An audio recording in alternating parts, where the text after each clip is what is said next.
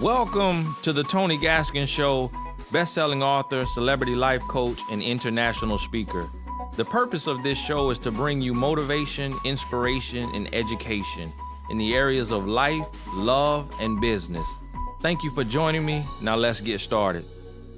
Thank you so much for joining me. Today I want to talk about a topic. Got a question from a young man, and he was very, very heartfelt about this. And just to remind you, if you have any questions, you can send it to inbox@tonygaskins.com, inbox@tonygaskins.com. This young man had a question for me, and he asked me, how can I help heal my woman's heart?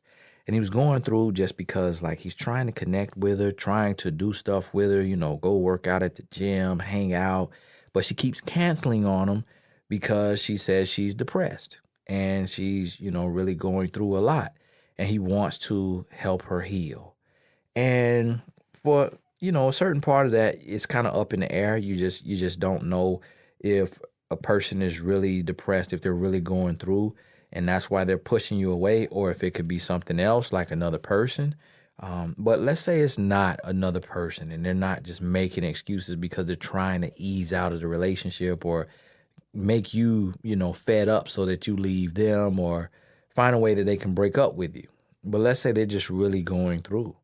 Now, it's a thin line because you have to be tough with it. I mean, not tough. You have to be careful with it, but also you have to pay close attention because whatever we reinforce, it can repeat itself. So if a person goes from truly, truly hurting to kind of milking it, and then in the milking it stage, you are, really giving still.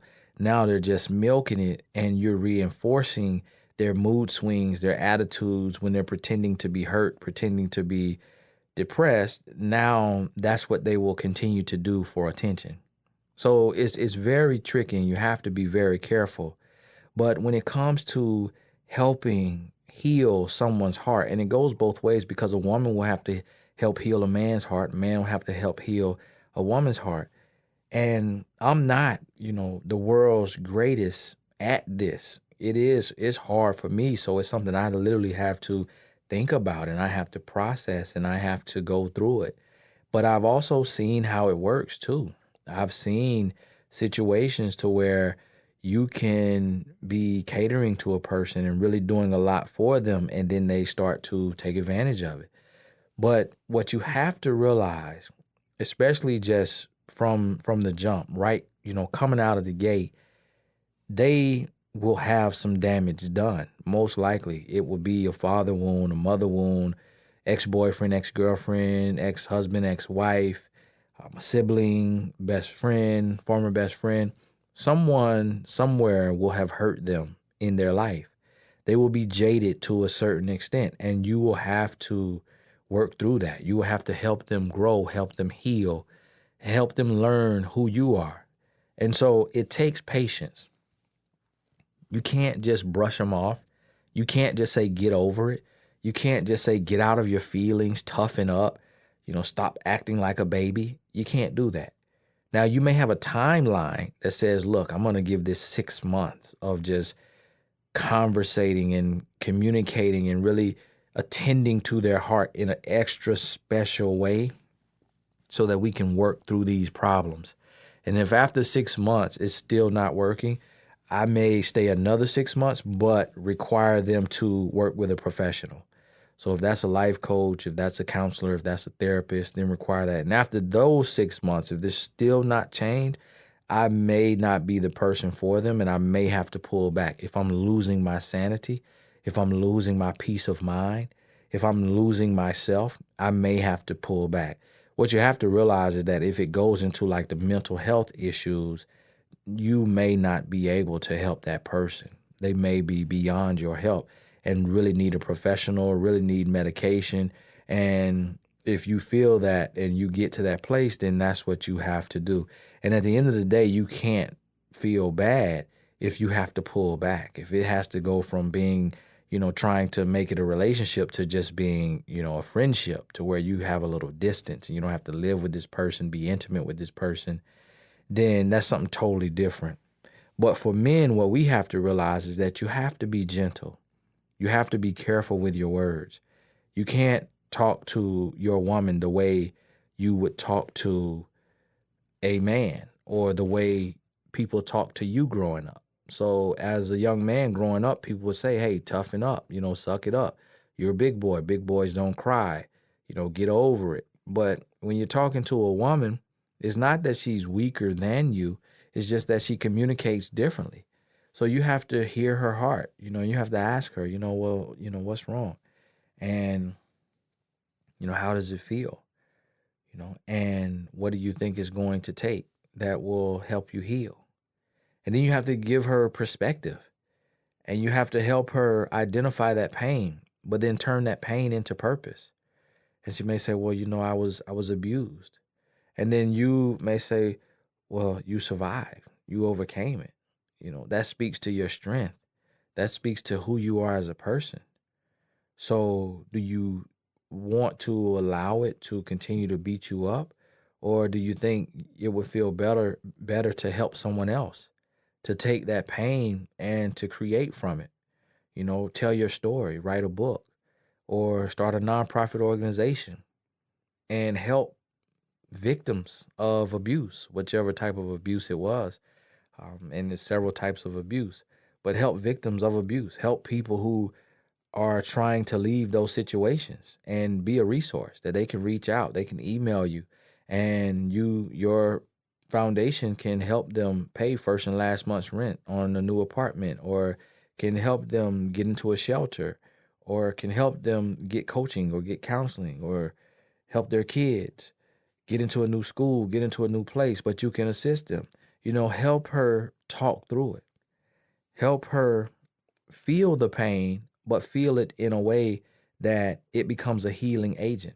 See, a lot of times we try to ignore the pain. We try to ignore it instead of healing it. And when you try to ignore it and you try to run from it and you just want to brush it under the rug and you don't want to address it, then you can't do anything with it. And it'll just stay there and it'll hurt you. But sometimes you have to cry through it. Sometimes you have to talk through it. So you have to be able to be gentle with her and be loving and be caring and understanding what she's going through, and be patient. Be patient, but also be persistent. Because a lot of times when a person is going through and they're stressed and they're depressed, they're really crying out for help. So if you just say, well, okay, I'm going to give you some space, and then you don't check on them for a week, you really are actually hurting them more. Because even if they just say, hey, I'm thinking about you, praying for you, hoping the best for you, and just want to let you know I love you. Just seeing that, they may not even respond, but that was a vitamin that just fed their spirit. And then they need to see that every day.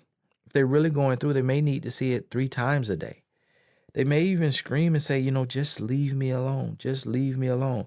But if you're not begging them, for sex, you're not begging them to get up and run an errand for you. You're not begging them to get up and do something for you, but you're just sharing love. It's not annoying to the point to where you make it crazy, but it may be just 1 time a day. If it's a tough situation, it may be once in the morning and once at night. And then you just keep it there. So there, at least it's daily conversation. And then if they pop up in the middle of the day and say, hey, how are you? And then you say, hey, I'm doing great. How are you? Still down, still worried, just been crying nonstop. That's them crying out for help. They're saying, hey, look, I appreciate you in the morning. I appreciate that night text, but I also need one in the middle of the day. That's why I'm writing you. I don't want to just ask you for it because I don't want to be a baby, but that's why I'm writing you. And so healing someone's heart is seeking to understand, hearing them, hearing what they're going through, hearing what they're not saying, and really being there for them and being present and being alert and being aware, being compassionate, and put their shoes on your foot and then walk in their shoes. And then ask yourself, okay, what would I want right now? What would I need right now? I remember, there would be times that I would be stressed, in my entrepreneur career. You get started out, I had no business knowledge, and I'm a full-time entrepreneur. So, I have to earn every dime. Like nothing is just given. I have to earn it. And I don't have a set job working for someone else to where they're paying me out of their, you know, overhead, out of their money. But no, I got to do it for myself. And so it became tough. And it would be times where I'd be like, man, I'm doing all this and not making enough, or every single thing I make, we have to spend every single dime. Like, this is tough, man. I hate this, man. I don't know about this. This is tough. And my wife, because she's kind of tough and she's kind of like a tomboy, she's not that like super sensitive, super gentle woman. She was raised a little different. And so there would be certain times that she would be very silent. She would be silent. And then I would just be on the inside screaming like, give me some feedback. Like, tell me what I need to hear. Like, give me some motivation. But I wouldn't say it because I couldn't ask her for that because I didn't want to sound weak. I didn't want to sound needy. And then there would be several other times, majority of the time, she would speak into my life. She would say, well, don't worry about it. You got to count your blessings. You got to see it like this. You got to see it like that. And it would just be like manna from heaven. It would be music to my ears, and it would just calm me and just make me feel better. But those few times where she would just be silent, I think in her mind, she probably was thinking, well, it may start an argument.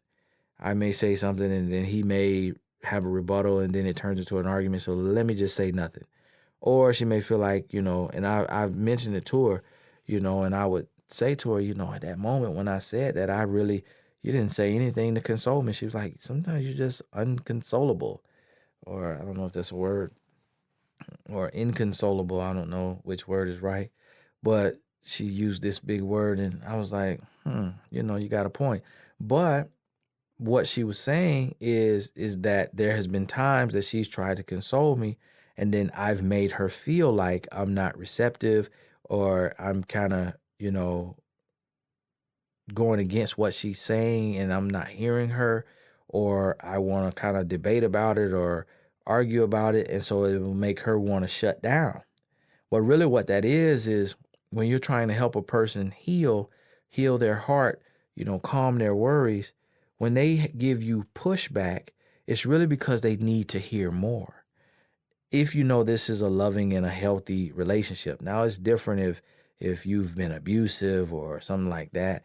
It's been really toxic. They may really want you to leave them alone. But if you haven't been abusive and toxic, they may, give you a rebuttal, but it's really because they want another, argument from you, not argument in the sense of arguing, but another point. They want you to make another point that really kind of suppresses that worry.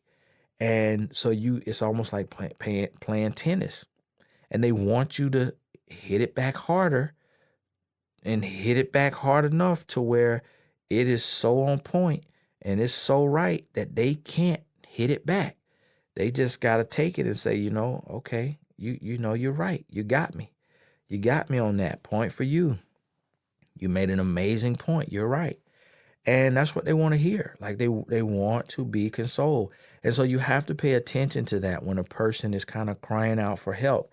And don't get frustrated to the point to where you're like, you know what, forget this. I'm not going to say anything. I'm like going on with my business. And I'm not going to entertain this. And I've been guilty of that, over the course of my marriage. It'll be times that my wife may be sick, just coughing, and all her coughing turns to bronchitis, and she may be sick, and, I'll take care of her. There's some times where, I will go get the Vicks pads that you plug in the wall, get the humidifier thing, get the little steam thing that you put your face on and you inhale it, get the Mucinex, get the Robitussin, get the chicken noodle soup or some type of soup and some crackers. She's not crazy about chicken noodle soup. And I get all that, get the orange juice, get the whole nine. I remember one time she was sick and I went to Walgreens and spent literally like $170. I was like, what in the world did I just do? And she just loved it. She loved it. And so me, I'm quick to think somebody's milking something. So now I'm like, man, nobody's been sick 3 weeks in the history of the world. Like, you still coughing? But so I'm starting to tell myself she is loving this attention. Like, she is loving getting her back rubbed and getting her food brought to her in bed. But truthfully, she really was sick. And so what happened is the next time she got sick, I didn't do all that. I just kind of watched it. And sure enough, it lasted the same amount of time with very little attention. So even with the attention, it still was just as long. It's just what her body goes through. So the next time I didn't give as much attention, I gave some attention, but not as much. And it, sure enough, it lasted that long. And she muscled through it. She toughed it out and she made it through, and I was like, sometimes people, they just really need you to be there for them. They need you to speak into their life. But you have to get to know them. You have to conversate and communicate with them enough to know what their cry for help is. If they don't give you that trigger, they don't give you that sign, that cry for help, then they don't need you to speak into their life. They don't need you to try to, console them or baby them. And I remember, talking to a guy one time, met a guy one time, and I was talking to him, and I was just in a tough spot. I was just so confused about just with my family and what to do for them and what not to do for them. Not my wife and kids, but my family outside of them, extended family, and who would just always have a need, always need money. And I'm like, man, I'm gonna go broke giving y'all all my money. And it's like, when is enough enough? And I was just in random conversation and I kind of alluded to that. And I said, man, sometimes with family, it's enough is never enough. Like, nothing is enough. And then he spoke into my life. And when he spoke into my life, it like brought tears to my eyes. I was like, whew, boy, that was manna from heaven. I need to hear that. And I think he saw that reaction. And so every time after that, he thought he needed to speak into my life when I really did not need it at that time. And so it almost became like prying, almost like he was prying into my business or prying into my life, or almost trying to position himself like a mentor when really I needed to be mentoring him, not the other way around. And it was like he wanted to position himself like a mentor, and it became kind of pushy. And I didn't give him the trigger or the sign. I didn't open up the conversation that says, hey, I need a little feedback in this area. And so we have to be mindful of that. And this is going to, this comes from, a guy talking about his woman, but this is going to translate just into your friendships. This is going to translate with your family, with your siblings, with your mother, with your father, is you will be there, with your friends. You will be the person that you need to be able to help a person heal. And in a relationship, it takes more time. Now, if it gets to the point that everything that you are doing, everything you're doing, you are receiving pushback. You're receiving pushback and nothing is being received. And it's been 3 months, 6 months. Once it hits that point, that's when you really have to realize, like, okay, this is not healthy, because it's going to start to stress you, worry you, make you feel demoralized, and it's going to break you down. So at that point, you realize, okay, I got to, really bring in a professional, turn this over to a professional. And you have to make sure that the person you're trying to help wants your help, and that they also want to help themselves. And if they don't want to help themselves, you have to be able to remove yourself, because the worst thing you can do is try to help someone who doesn't want to help themselves. So keep that in mind when it comes to healing the heart. Be patient, be gentle, be present, serve, but also be aware and pay attention and make sure that it doesn't cross the line to abusing your kindness. And that happens with over time. And if you notice that, then go a time or two and don't reinforce it. Don't reinforce it and see what happens. If you don't reinforce it and it stays the same, like they stay depressed, even though you're not reinforcing it, they stay down for the same amount of time that they were down when you were there for them, then you know it's real. If you don't reinforce it and then the next day they're totally fine, then you know they were attention seeking. So pay attention, be mindful, be present, have empathy for them, sympathy, whichever one it takes, and love them through it. But at the end of the day, you also have to love yourself, and you have to know when you've done everything that you can do. And now you're at your wit's end and you have to switch it up. You got to pass it on to somebody else. And sometimes it may call for you removing yourself to save yourself. Hey, thank you so much.